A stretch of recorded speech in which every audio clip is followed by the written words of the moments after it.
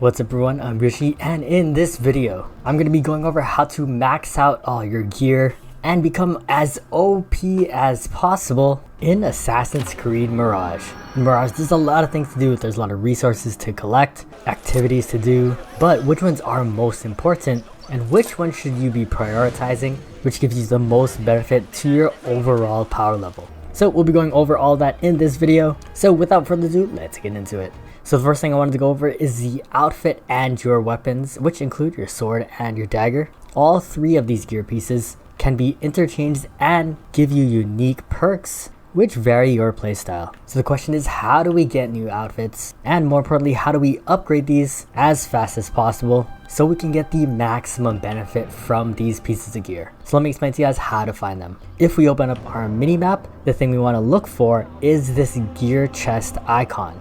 So really all we have to do is go to this location, open up the chest, and we'll receive an outfit, sword, or a dagger.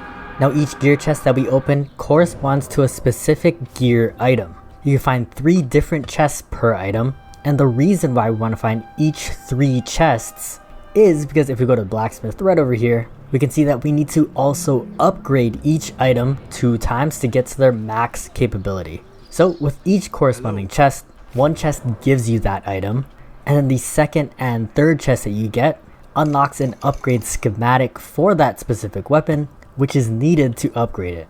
So in my inventory, I have the upgrade schematic for the Alamut sword. Going back to the blacksmith, I do have the option to upgrade that sword, but if we go to another sword and then try to upgrade it, we can't because we don't have the schematic. So it is important to find all 3 gear chests, each corresponding to the same item. Now I'm not going to go over every single location for each piece of item in this video. Instead, I'm just going to leave a link down below in the description where you can find each single item so you can hunt specifically for the ones that you want. If you don't know which one you want, we already made a video on all the different weapons that you can get in the game, so check that video out in the card above. Now the one thing I did want to go over in this video are the different ways they can get to the chests. Some of them kind of stumped me a little bit and took me a little while, so I wanted to share some tips and tricks to help you guys get to the chests easier. So usually there's around 3 different ways you can get to the chests, each of them being just a little puzzle. Some chests you can just get immediately, but most of them are locked behind some kind of puzzle element. So some of the times the chest is locked behind just a locked door.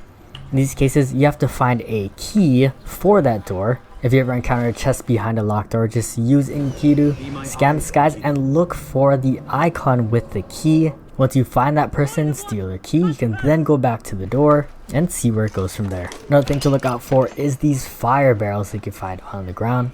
Most of the time it's not really explained very well, but make sure to pick these up and try to place them in different areas to see what walls could be broken down and what paths open up. Finally, the last thing to look out for are things that you can move. Just look out for these movable cabinets with rocks on them and try to find out where they go. In this case, there's like a maze of them, so it might take a couple of tries to move them into the correct spot, which will then reveal an opening for you to get to where you need to go. Alright, so that's how you get all the upgrade schematics. But going back to the blacksmith, not only do you need the schematic to upgrade your weapon, but you also need other resources. Of course, you can find these resources in the world in just random chests, but you have to find them. So the easiest way to get these resources is by going to traders around the map. They're located by this icon right over here. Once you talk to them, you can see under the general section, you can purchase these items. Now before you buy the items right away, what I highly recommend is to collect merchant favor tokens. As you can see in the menu, you can reduce the prices by a certain amount depending on how many favor tokens you give the merchant.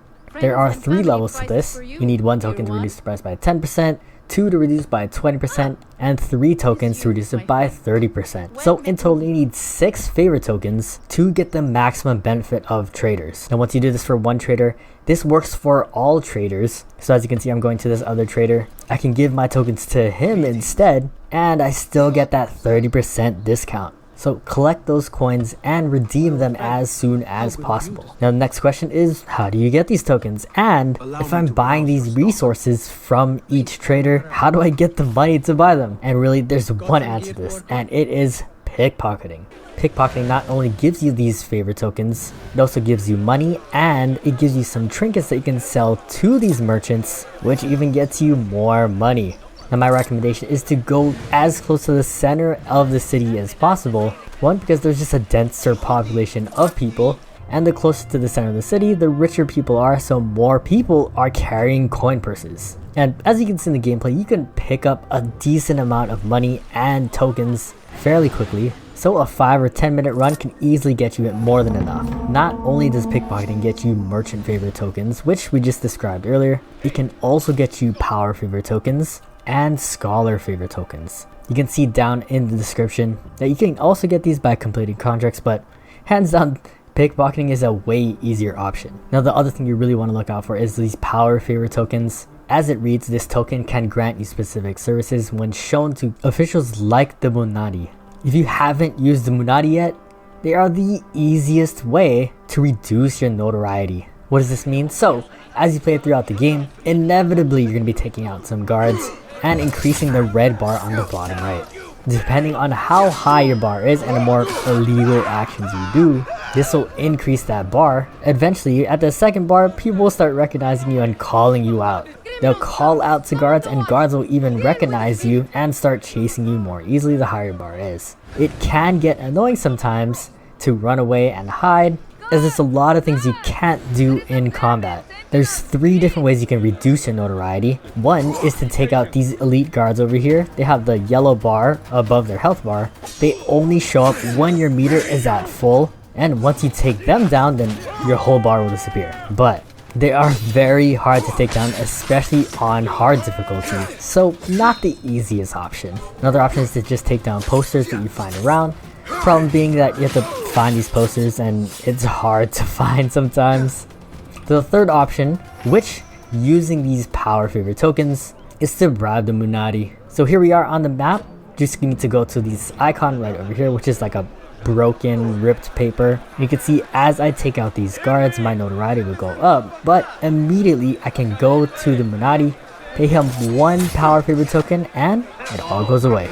So in summary, just pickpocket when you have the chance to get these tokens. Alright, moving on. So the next thing we want to upgrade is our outfit. We already went over how to upgrade our weapons through the blacksmith, but there's another merchant that you can go to upgrade our outfit. Just look for this pin icon and the process is still the same. Find the schematics, get the resources, go to the tailor instead, and upgrade your outfit. Next thing I want to go over are the tools that you can unlock and upgrade in your arsenal. These are arguably even more important than the outfits or the weapons that you find. So let's go over how to unlock them and how to upgrade them. So right off the bat, we do get the throwing knife, but there are 4 other tools that from the beginning of the game we need to unlock. We can unlock one for free just through playing the story. The mission you want to look out for is called the First Order. Well, we have to take out Alul. You can just look in the investigation tabs in your menu. Once you get to this point and take this guy out, then you'll go back to the merchant and get 1 free unlock of your choice. I definitely recommend unlocking the smoke bomb first, as I think it's the most powerful.